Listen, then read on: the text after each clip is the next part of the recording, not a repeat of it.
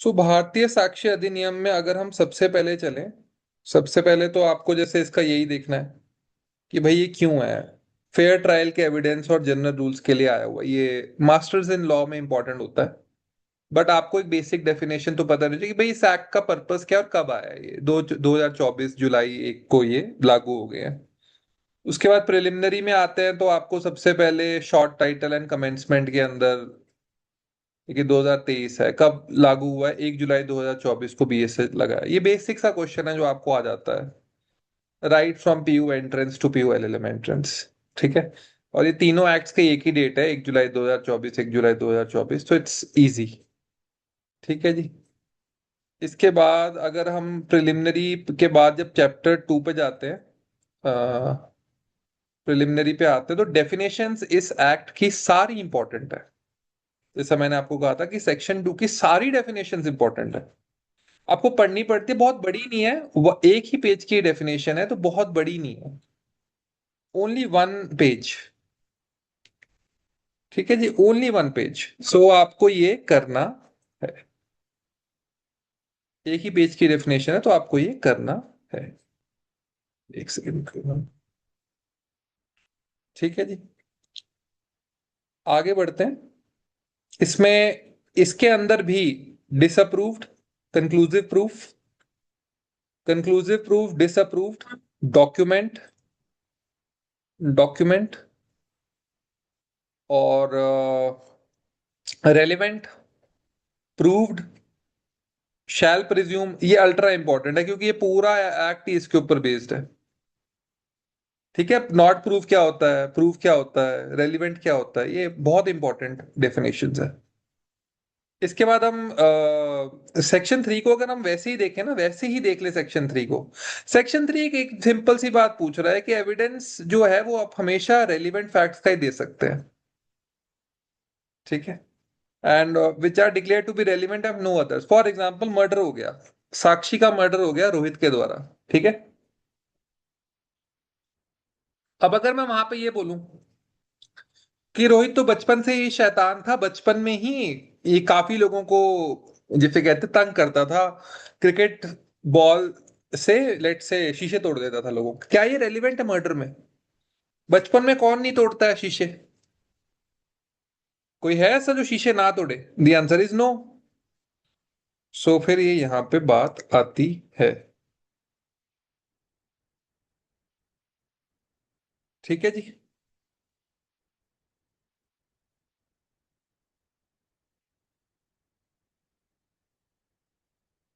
Okay.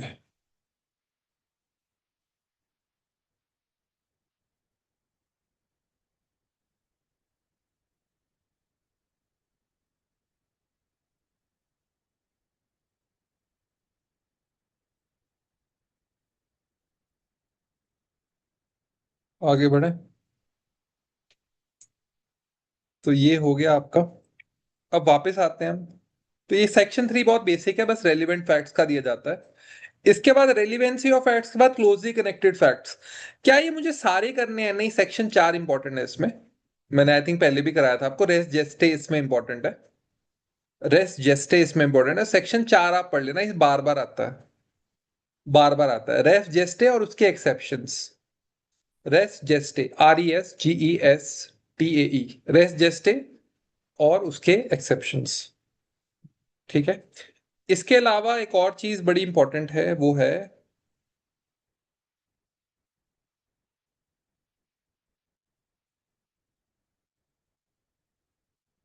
ये, इसको कहते हैं ALIBI। ये पिछली बार के पेपर में या उससे पिछली बार के पेपर में डायरेक्ट क्वेश्चन है, ALIBI। ध्यान से देखो ये क्यों क्वेश्चन है। ये इसलिए क्वेश्चन बना, when facts not otherwise relevant become relevant, because if they are inconsistent with any fact, और अपने आप में तो फैक्ट नहीं है, मान लेते हैं रोहित ने मर्डर किया साक्षी का। ठीक है, ओके फाइन। अब रोहित लेट से मुंबई में था। ये दोनों अनकनेक्टेड फैक्ट्स है, लेकिन रोहित मर्डर वाले दिन मुंबई में था और जो मर्डर आप बोल रहे हो वो हुआ है लेट से जम्मू में। अब आपको पता है मुंबई से जम्मू आप एक दिन में अगर आप आना चाहते हो तो दो ही तरीके हैं आने के। या तो आप मर्डर करने के लिए स्पेसिफिकली ट्रेन से आए हो, लेट्स से कि 12 बजे मर्डर हुआ और वो कह रहे हैं जी 4 बजे तो इसको मुंबई में देखा गया, मुंबई में क्लब में नाच रहा है ये। और अगर इतना ही टाइम डिफरेंस है 4 घंटे का, तब तो सिर्फ फ्लाइट से आ सकते हो कि जम्मू से, अगर मान लो उस दिन कोई फ्लाइट ही नहीं है, कोविड चला हुआ है, तो मेरा मुंबई में होना उस टाइम पे एल बाय प्रूव हो गया, मैं वहां पे हो ही नहीं सकता। ठीक है, तो एल बाई का क्वेश्चन डायरेक्ट आता है, हर बार आता है, और सेक्शंस के साथ आता है, सेक्शन के साथ आता है। तो प्लीज सेक्शन 9 कर लेना, पहले ये सेक्शन 11 होता था, पहले it use to be section 11। Please enter the class.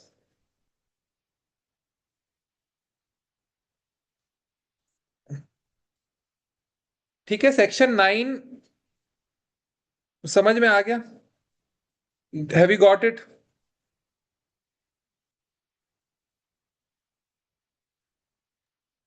एक बार फिर से बता दो।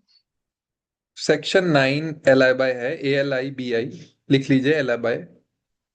एल आई बाय बस ये है कि जब वो किसी और फैक्ट के साथ मिल जाते हैं तो दूसरे फैक्ट को इम्प्रोबेबल बना देते हैं। एक फैक्ट ये है कि रोहित ने साक्षी का मर्डर कर दिया है 4 बजे जम्मू में। ठीक है, हो सकता है किया हो मर्डर, उसका बड़ा अच्छा फ्रेंड है, बॉयफ्रेंड है, उनका रिलेशनशिप सोर चला गया, कुछ भी हो गया, चलो ठीक है। लेकिन अगर दूसरा फैक्ट ये आ गया कि रोहित उसी टाइम मुंबई में क्लब में क्लबिंग कर रहा था, और क्लब में उसकी होने के पूरे वीडियो एविडेंसेस हैं, क्लब में वो नाच रहा है और क्लब में ही है, तो हम्म। मुंबई और जम्मू में जब वो आ ही नहीं सकता 1 घंटे के अंदर, लेट से 4 बजे मर्डर हुआ है, 4 बजे वो मुंबई के क्लब में, कैसे पॉसिबल हो सकता है? या तो वो मुंबई हो सकता है या जम्मू हो सकता है। तो फिर दूसरे फैक्ट के साथ मिलके उसने मर्डर का फैक्ट तो इम्प्रोबेबल कर दिया ना, कि रोहित तो कर ही नहीं सकता, उस टाइम पे वो वहां पे अवेलेबल ही नहीं है। मान लेते हैं सिमरन ने बोला गया कि सिमरन ने रोहित का मर्डर कर दिया दोपहर को 2 बजे, लेकिन 12 बजे से लेकर 4 बजे तक वो अपना MBBS का एग्जाम लिख रही थी इन लेट से Maulana Abdul Kalam Azad college, AIIMS Delhi. AIIMS Delhi में वो पेपर लिख रही है, जब 12 से 4 बजे तक वो पेपर लिख रही है और सब लोगों ने उसे पेपर देते हुए देखा है, उसकी अटेंडेंस लगी है, तो क्या वो मर्डर कर सकती है? The answer is no. तो in connection with other facts they make the existence or non existence of any fact highly improbable or probable. Improbable कर दिया उसने, तो फिर हो ही नहीं सकता। प्रोबेबल भी हो सकता है। फॉर एग्जाम्पल मैं कह रहा हूं कि मैं तो जी मुंबई रहता हूं, लेकिन उस दिन देखा गया है कि मैं जम्मू स्पेशली आया हूं फ्लाइट लेके, और मेरे ऊपर ये अपराध आ रहा है कि मैंने ही मर्डर किया है, तो ऑब्वियसली फिर प्रोबेबल हो गया। इम्प्रोबेबल प्रोबेबल दोनों लगते हैं।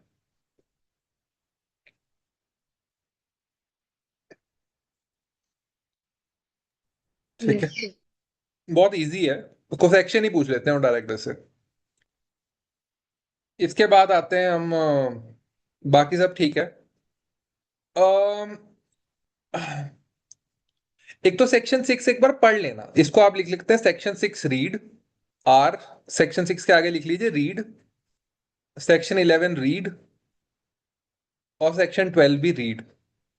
Section 6, section 5 section 6, section 11 section 12, इसमें डीप नहीं जाना है, डीप नहीं जाना है, बस इसको रीड ही करना है, क्योंकि चाहे वो LLM का एंट्रेंस हो, चाहे वो लॉ एंट्रेंस हो, ये ऊपर से क्वेश्चन पूछते हैं। इसके अंदर डीप जाएंगे तो फिर बहुत टफ क्वेश्चंस बनते हैं एविडेंस के, एविडेंस के बहुत टफ क्वेश्चंस बनते हैं। ठीक है जी, इसके अंदर टफ क्वेश्चंस जो हैं वो बनते हैं।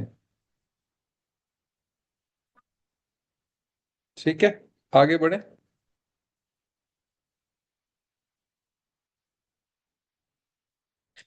अब अगर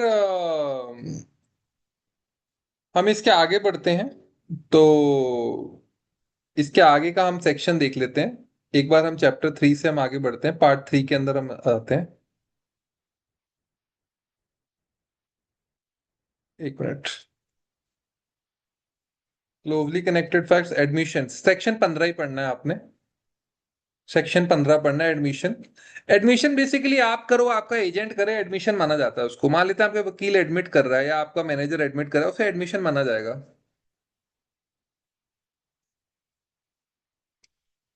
इससे ऊपर का क्वेश्चन आता नहीं है सेक्शन 15। फिर डायरेक्ट सेक्शन 21। सेक्शन 15 थोड़ा RR लिख लीजिए, डबल रीड सेक्शन। उसके बाद आपको देखना है सेक्शन 21,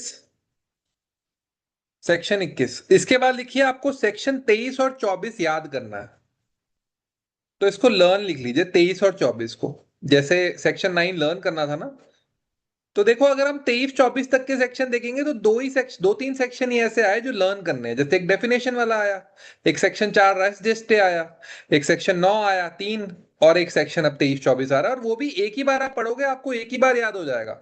फॉर एग्जाम्पल मैं आपको बता देता हूँ, no confession is to be proved against a person accused of any offence.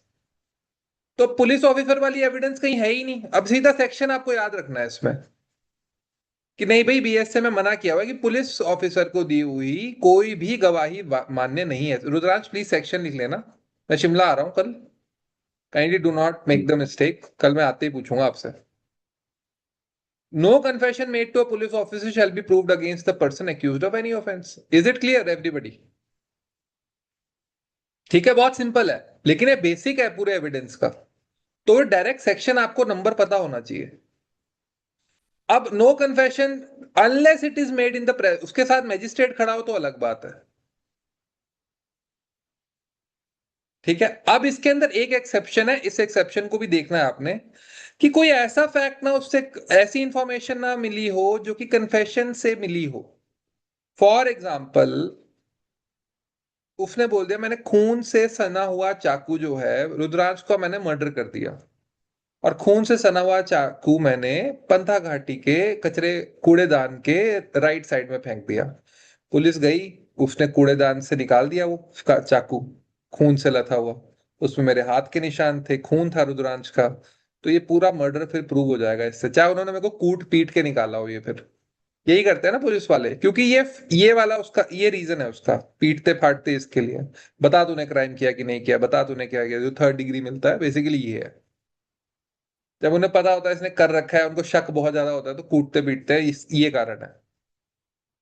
कहाँ रखा है, कहाँ रखा है सोना, कहाँ रखा है, कहाँ कहाँ रखा है लड़की को, समथिंग लाइक, कहाँ मर्डर का वेपन कहाँ है, कहाँ दबाया था बॉडी को।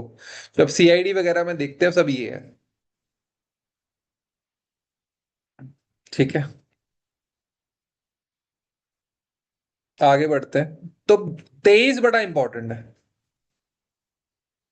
23 बहुत, 24 रहने दीजिए, 23 इंपॉर्टेंट है।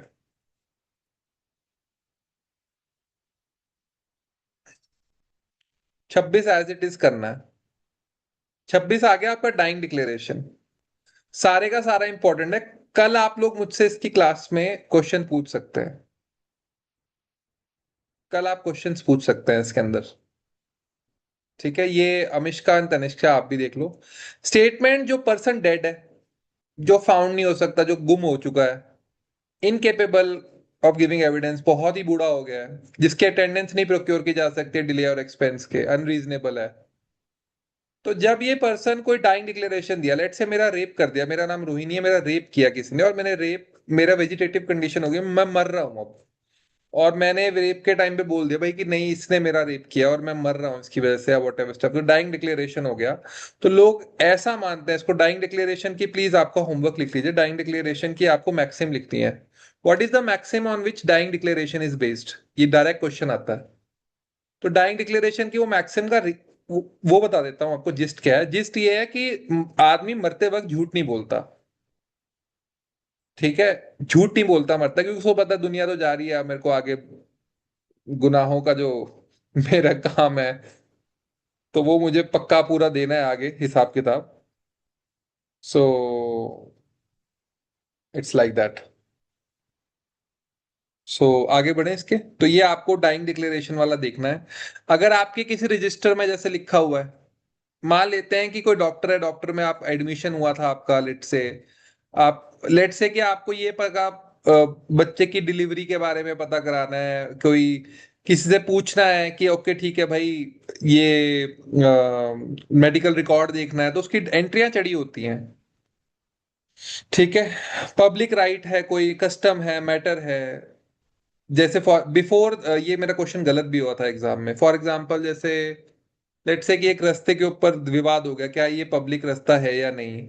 तो वो उससे पहले, लेट्स से उससे 4-5 साल पहले सरपंच ने बोल रखा है कि ये रास्ता जो है पब्लिक रास्ता है, तो वो ओपिनियन वैलिड है। ठीक है, कोई ब्लड मैरिज और ऑप्शन वाला पर्सन है, स्टेटमेंट जो है वो एग्जिस्ट करती है, और कोई ऐसा व्यक्ति जिसको पता है कि ये क्वेश्चन वैलिड है। फॉर एग्जाम्पल, घर में रामू काका है, मेरे एक बीवी है, लेट से उसका नाम पूजा है, और एक मेरी दूसरी बीवी है, उसका नाम लेट से दूजा है। तो जो दूजा मेरी पत्नी है, उसके साथ मेरा एक बच्चा है, रोहन। अब मेरा रोहन, मैं मर जाता हूँ, अब रोहन जो है वो पेटर्निटी वो लगा देता है कि जी मैं इनका बेटा हूँ और इनकी सेल्फ एक्वायर्ड प्रॉपर्टी में मेरा हिस्सा होना चाहिए। तो वो कोर्ट पूछता है भाई गवाह लेके आओ, तो वो रामू काका जो है दूजा, उनकी लेट से मुंह बोली बेटी लगती थी, जिसके साथ मेरा अफेयर था। बच्चा हो गया, वो चले गए कोर्ट में, उन्होंने बोला हाँ जी मैं गवाही देता हूँ कि साहब जो है उनका ही ये बच्चा है, नाजायज बच्चा है। तो भाई फिर वो प्रूव हो गया, फिर वो वहां पे प्रूव मतलब एक प्रॉपर एविडेंस गया। क्योंकि स्पेशल मीन्स ऑफ नॉलेज किसको हो सकते थे? जो घर का नौकर है उसे पता होता है भाई कौन आ रहा है, मालकिन के अलावा कौन सी इनकी मिस्ट्रेस है। ऐसे ऐसे क्वेश्चंस भी होते हैं, तो उनके लिए बना हुआ है। ठीक है। इसी संसार के अंदर आपको झूठ भी मिलेगा, फरेब भी मिलेगा, ढूंढने जाओगे तो भगवान भी मिलेंगे, बहुत सारा फ्रॉड भी मिलेगा, बहुत सारा ब्रेकअप्स भी मिलेंगे, बहुत सारे प्यार वाले किस्से भी मिलेंगे, because this is called world, it keeps on moving. आज आप डेड हो जाएं तो थोड़ा टाइम आपके पेरेंट्स रोते हैं, उसके बाद वो भी लाइफ के साथ कंटिन्यू करते हैं। They continue, this is what life is. ठीक है, आप इसको नहीं रोक सकते। सो एवरीथिंग इज देयर, इसीलिए लॉ में सब चीजें कवर की जाती है कि जो बचे हुए लोग हैं उनकी लाइफ चल सके। सो वो एक इंस्टाग्राम में वो नहीं आता बड़ा अच्छा कि चार लोग क्या कहेंगे, और आपकी फोटो है, उसके ऊपर हार डला हुआ है, पूड़ी लाओ पूड़ी। ठीक है, पूड़ी। Nobody is cared about your tension of giving PU law entrance or PU LLM. ठीक है, चार लोग क्या कहेंगे उससे नहीं चलना चाहिए। आप अपना कॉन्शियंस देखें, आपको कॉन्शियंस क्लीन होना चाहिए। ठीक है। सो आगे बढ़ते हैं। तो इसकी सारी इलस्ट्रेशंस देख लेना, कल मुझसे क्वेश्चंस पूछ ले, इसकी सारी इलस्ट्रेशन भी इंपॉर्टेंट है। क्या ये आपको लर्न करना है? नहीं, लर्न नहीं करना है, पढ़ना है इसको, लेकिन इसको बहुत बार पढ़ना है ताकि आपको समझ आ जाए, क्योंकि ये क्वेश्चन इसके बाद ना डायरेक्ट फिर आप देखेंगे कि इसके बाद कम सेक्शंस ऐसे होते हैं जो आपको देखने भी हैं। जैसे आपको ये सब देखना ही नहीं है, ये आपको देखना ही नहीं है, ये आपको देखना ही नहीं है। ठीक है। 39 सेक्शन आपको पढ़ना है, 41 पढ़ना है, सिर्फ रीड करना है। तो 1 मिनट का काम है ये, बस बस मैं सेक्शन बता रहा हूँ आपको। 39 तो 1 मिनट का काम है। आप बोलेंगे नहीं सर ये तो काम बढ़ता जा रहा है, 39 एक ही मिनट का काम है, 41 एक ही मिनट का काम है। ठीक है, 39 और 41 1 मिनट का काम है। चाहे कोई भी एग्जाम हो पीयू का, इसमें एक ही मिनट से ऊपर ज्यादा क्वेश्चन नहीं पूछता। 46 to 50, 46 से 50 तक इंपॉर्टेंट है, इसको लिख लीजिए important double reed.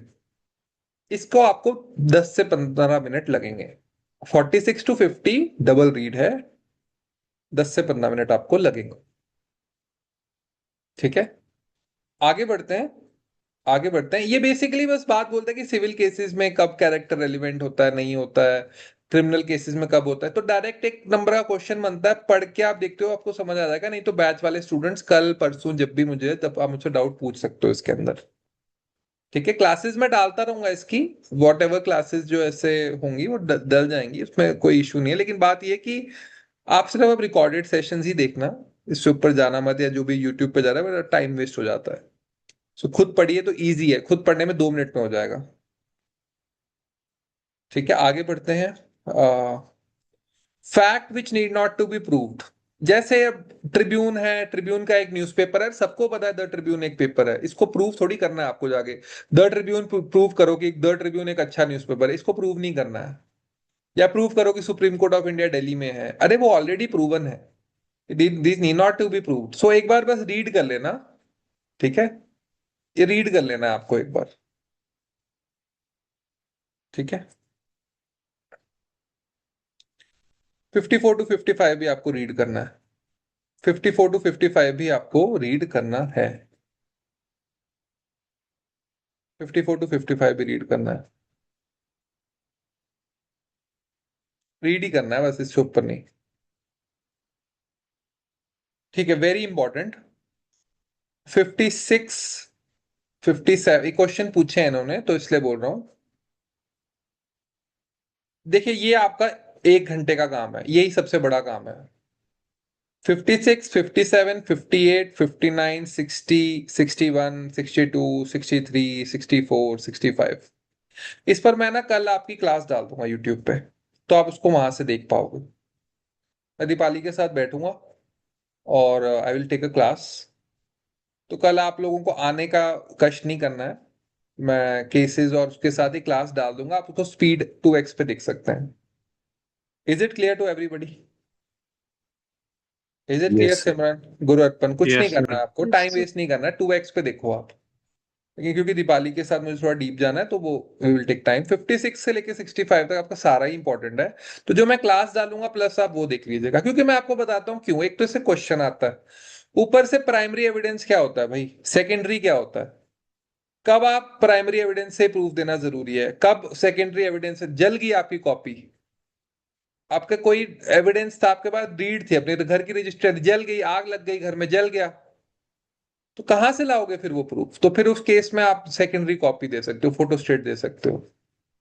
Electronic digital record क्या होता है, एडमिसिबिलिटी ऑफ इलेक्ट्रॉनिक रिकॉर्ड क्या होता है, रूल्स क्या होते हैं, सारे आप देख सकते हैं, इसके अंदर आते हैं। ठीक है जी। तो ये हम कल करेंगे, बट एक्सेप्ट दीपाली आप में से किसी को आने की जरूरत नहीं है। सो आप इसको यूट्यूब पे देख पाएंगे। Very very important, very important, but मैं इसको आपके लिए सॉल्व कर दूंगा। एक इसको सॉल्व कर देंगे, एक डाइंग डिक्लेरेशन भी कर देंगे 32 वाला। ठीक है, क्योंकि डायरेक्ट क्वेश्चंस बनते हैं उसमें। आगे बढ़ते हैं।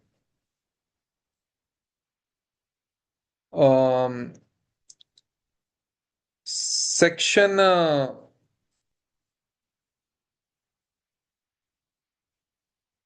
नहीं, हम थोड़ा मैं ज्यादा ही आगे चला गया। डॉक्यूमेंट्री एविडेंस हो गया, पब्लिक डॉक्यूमेंट्स ये सब मैं देख लेंगे कल। प्रिजम्पशन ये सब नहीं करना है आपको। पब्लिक डॉक्यूमेंट्स में पब्लिक एंड प्राइवेट डॉक्यूमेंट्स एक बार देख लेंगे। 74 एक बार देख लीजिएगा प्लीज, बस 74। ठीक है, कि कुछ भी नहीं करना है आपको, ये आता ही नहीं है ना, तो ये सारा ही छोड़ दिया आपने। ये this this does not come, this does not come. 104 से लेके 113 तक, 104 से लेके 113 तक अल्ट्रा इंपॉर्टेंट है। So this class will be on Saturday. This class will be on Saturday, again it will be stream live. So आप उसको देख सकते हैं। 104 से लेके 107 तक ये सारा ही इंपॉर्टेंट है, बट अगेन 1 आवर लगता है, तो आपको 1 आवर नहीं है, हाफ एन आवर का काम है। तो इस पे का वन लाइनर बहुत बनते हैं, वन लाइनर बहुत ज्यादा बनते हैं 104 से लेके 113 तक। इनफैक्ट अब यहां से 104 से जो सेक्शन है बड़े इंपॉर्टेंट वाले स्टार्ट होते हैं। तो 104 से लेके 113 तक के सेक्शन आपको एक बार रीड करने हैं प्लीज। आर आर लिख लीजिए इसके सामने, ये सीधे 8 सेक्शन आए। रीड है, लेकिन एक बार रीड कर लोगे क्वेश्चन गलत नहीं होगा। ठीक है, बर्डन ऑफ प्रूफ हो गया। एस्टॉपल इंपॉर्टेंट है 121।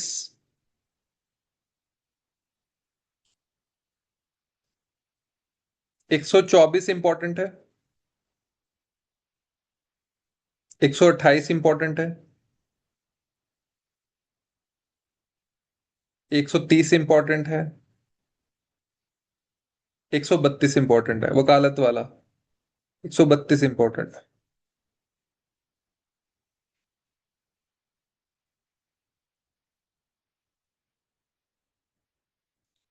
Very very important 140। 140 के आगे लिख लीजिए लर्न, एल। फिर 141 लिख लीजिए। ठीक है, लर्न। फिर 143 लिख लीजिए। फिर 146 लिख लीजिए, पिछली बार का क्वेश्चन था ये 146। फिर 149 लिख लीजिए। ये बड़ा आपको इंटरेस्टिंग बहुत लगेगा ये, इसको प्लीज पढ़ लेना, आपको इंटरेस्टिंग बहुत लगेंगे जो मैंने आपको सेक्शन लिखाया है ना, बड़े इंटरेस्टिंग सेक्शन है ये।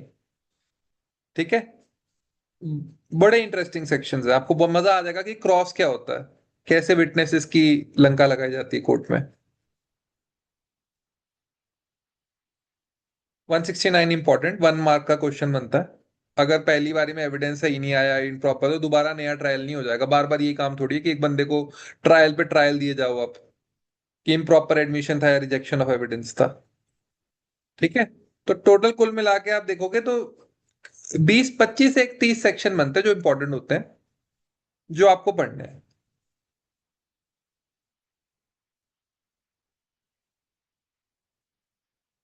ठीक है, 25 एक सेक्शन है जो आपको पढ़ने हैं, जो आपका काम है।